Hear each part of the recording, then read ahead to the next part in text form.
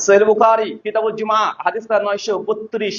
আল্লাহ নবী বলছেন, কোন ব্যক্তি যদি জুমার দিন খুব সুন্দরভাবে গোসল করেছে, আতর গোলাপ যা আছে সেগুলো মেখেছে, সুন্দর পোশাক পরেছে, সুন্দর পোশাক মানে নতুন পোশাক নয়, মানে আপনি স্পেশাল খাস ভাবে রেখে দিয়েছেন এই যে এই ড্রেসটা আমি জুমার দিনে পরবো, এই যে একটা একগ্রতা, জুমার দিনের প্রতি আপনার একটা উৎসাহ, জামাটা পুরাতনই হোক সমস্যা নেই, কিন্তু না এক সপ্তাহ ধরে স্ত্রীকে বলে দিয়েছেন, শোনো জুমার দিনে কিন্তু এই পোশাকটা পরে রাখবো, পরে যাবো, তুমি কেচে এটাকে ইস্ত্রি করে রেখে দিবে, এই যে একটা খাস করে নিলেন। সুন্দর পোশাক এটাই, সুন্দর পোশাক এই নয় যে প্রত্যেক জুমাতে গিয়ে আপনি নতুন নতুন জামা প্যান্ট কিনে নিয়ে আসবেন, পাঞ্জাবি জুব্বা এগুলো কিনে, এটা নয়, নির্দিষ্ট করে নিলেন।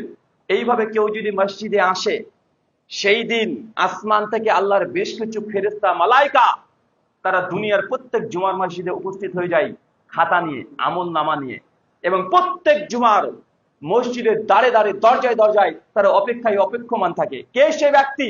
কারণ তাদেরকে আল্লাহ জানিয়ে দিয়েছেন, আজকে জুমার দিনকে উদ্দেশ্য করে তার কারো যদি ইখলাস পূর্ণ থাকে, বিশুদ্ধ নিয়াতে যদি আসে, নেকির উদ্দেশ্যে যদি আসে, জুমা কেন্দ্রিক, তাহলে যে ব্যক্তি মসজিদে প্রথম পা রাখবে নামাজের উদ্দেশ্যে, সালাতের উদ্দেশ্যে, তুমি ওই ব্যক্তির আমল নামায় একটা লাল উট কুরবানি করলে যে নাকি হয় তার আমল নামায় সেটা দিয়ে দিবে।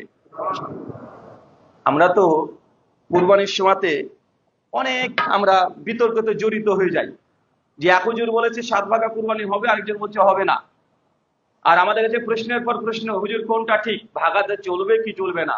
ভাইয়ান, আপনি প্রত্যেক সপ্তাহে একটা কুরবানি উট মানে কুরবানি করলে যে নাকি ওই সকল নাকি অর্জন করতে পারেন, টাকা পয়সা খরচ বাদ দিয়ে, মাত্র কয়েক ঘন্টার ব্যাপার।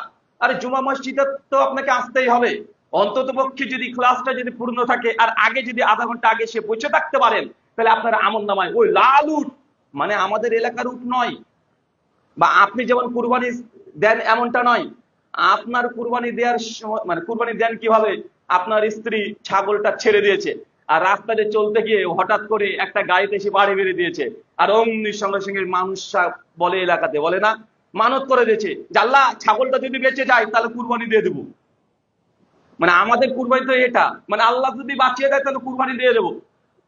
মানে আমরা সবসময় খুঁজে বেড়াই যে কোন জিনিসটা আল্লাহকে দেবো যেটা অচল। 5টা ছেলে আছে, 4টে ভালো, বুদ্ধি বেশ ভালো, ওকে আপনি ইংলিশ মিডিয়ামে দিয়ে দিলেন। একটা আছে একটু মানে অ্যাবনর্মাল টাইপের, একটু কম বুঝে, বা একটু অন্ধ হয়ে গেছে, বা একটু শ্রবণ শক্তি কম, বলছে আল্লাহ তুমি তো দিয়েছো, তোমার জিনিস তোমাকে দিয়ে দিলাম, মাদ্রাসাতে ভর্তি করে দিয়ে চলে আসছে। তার জন্য আগেকার দিনে দেখবেন 20 বছর আগে চলে যান, অন্ধ হাফেজ, কানা হাফেজ, ন্যাংরা হাফেজ সবচেয়ে বেশি। কেন? বলছে আল্লাহ তুমি